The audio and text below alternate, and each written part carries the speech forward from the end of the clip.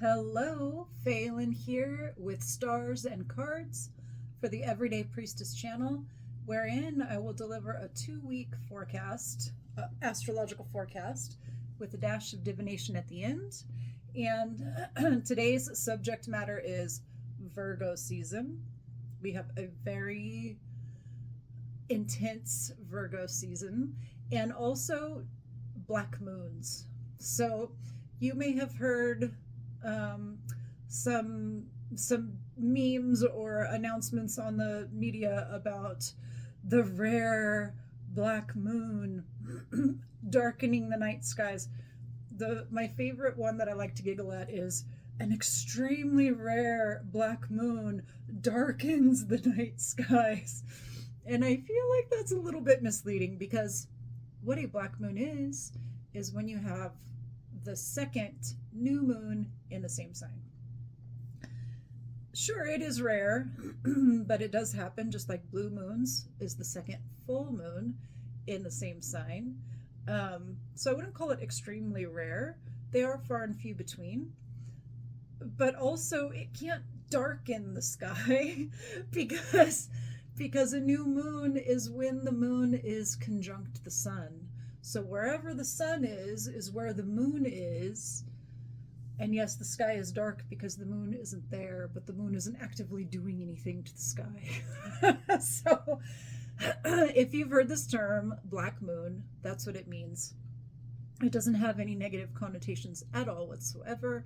It isn't darkening the sky. It just isn't in the sky to make light.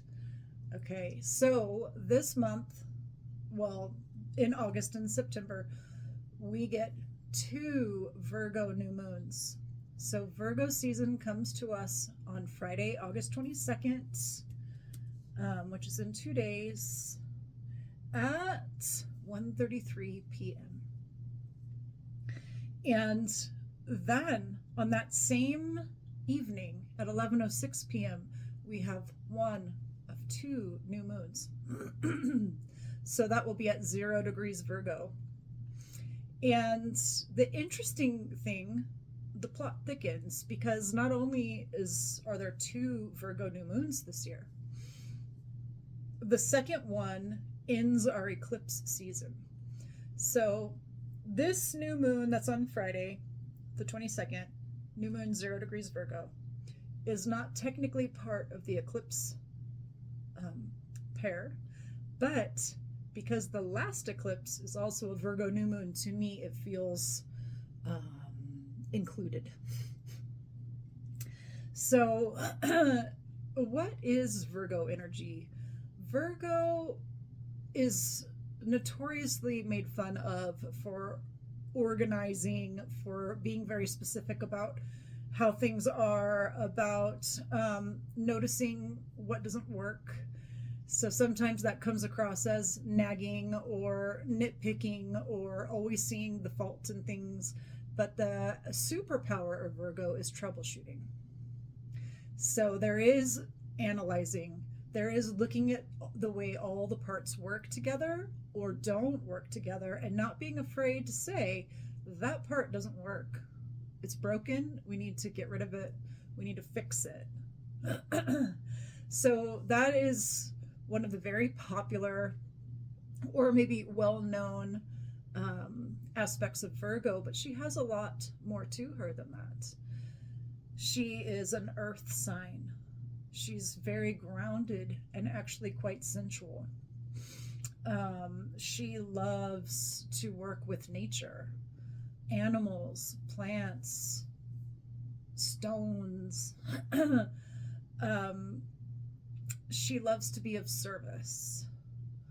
Virgo energy really wants to feel like she's making a difference in the world. She wants to be useful. And then, of course, there's my favorite aspect of Virgo. I have Virgo rising, which is she is the sign of the priestess, sacred service to the divine. So on one side of the zodiac, you have Virgo, and directly opposite, you have Pisces. Pisces being the divine itself. spiritual consciousness, and Virgo being the person on earth tending the temple. So these are some of the qualities that are really going to be emphasized in our lives over the next month. We have Sun enters Virgo, immediately the first new moon in Virgo, same day. Then on September 2nd, we have Mercury, the ruler of Virgo, enter Virgo. So it's going to be a really strong season. Then September 21, we have a second new moon in Virgo. So this first one feels like the quality of Virgo, where she arrives early before the event begins. And in this case, the event is our eclipse portal. She arrives early to assess the situation. What needs to be done? What needs to be edited? How can we make this event amazing? So we can take this new moon on Friday the 22nd and look in our lives, especially where Virgo lands in our chart and where Pisces lands in our chart, and look and ask ourselves, what is really working? What do I want to create more of because it's working so well? What is not working? How can I get rid of it? Where do I need to make adjustments? What could make this transition better? And right now, for this first new moon, we have Mercury, the ruler of Virgo, in Leo still. So with that assessment, let's include, what am I really proud of that I have done? This is one area that I feel like Virgo has a real weakness in, being proud of herself. She has a tendency toward imposter syndrome. It's never good enough. She'll never be good enough or have enough certifications or be trained enough or qualified enough, even when she is so much more qualified than many, many, many folks, because she's so committed to learning and getting excellent at something. But Mercury is saying for this new moon, while he's still in Leo, hey, what are you really proud of that you've done? Include that in the evaluation. So that's our invitation for this new moon, to really look in our lives. You can see where Virgo lands in your chart, where Pisces lands in your chart, in these areas of life. What adjustments do I need to make, and where am I really proud of myself? Yeah.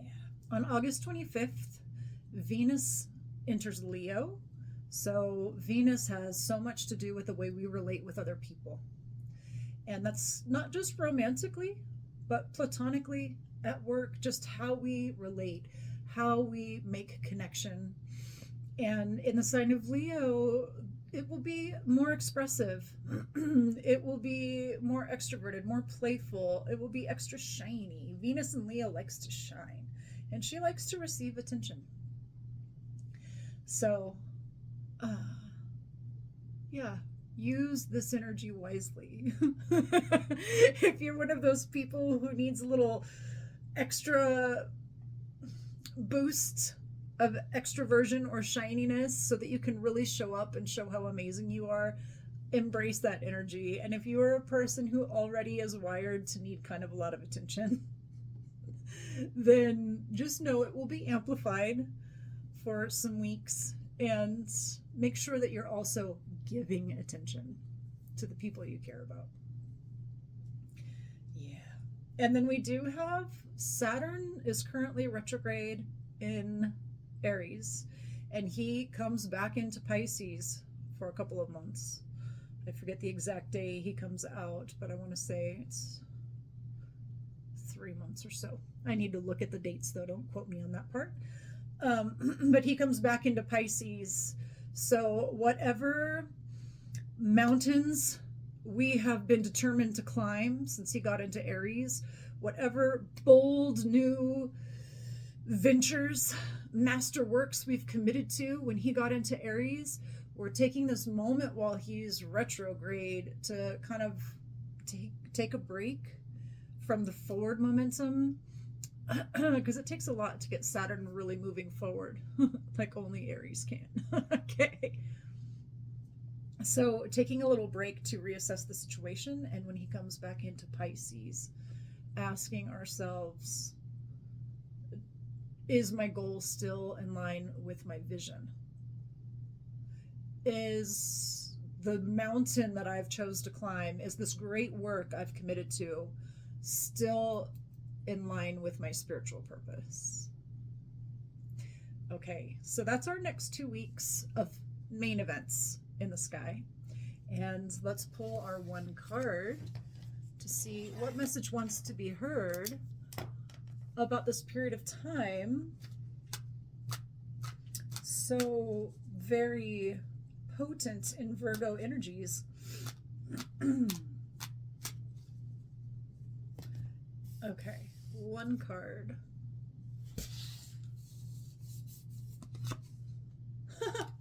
The world, ruled by Saturn. The world where the magician has mastered his craft, like Virgo. So fitting. The world where such a relationship with the 4 elements has been developed that you can now really create the world that you want with them. This is major Virgo and Saturn themes, so I think that's just so appropriate. And also as we enter eclipse season, which they'll have their own videos, we start with the Pisces full moon eclipse, which is about the completion of a stage and then the letting go of that stage. So as we enter Virgo season and we're really assessing our lives, our homes, our relationships,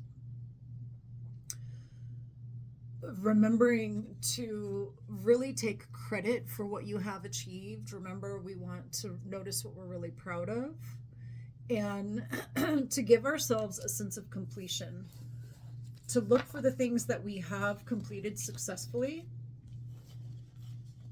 and acknowledge them. Give ourselves a little celebration about them before we just move on to the next thing. And the next thing is coming with that second Virgo new moon, which is an eclipse on the 21st of September. Different video. What have you accomplished? What are you proud of? What have you gained mastery over?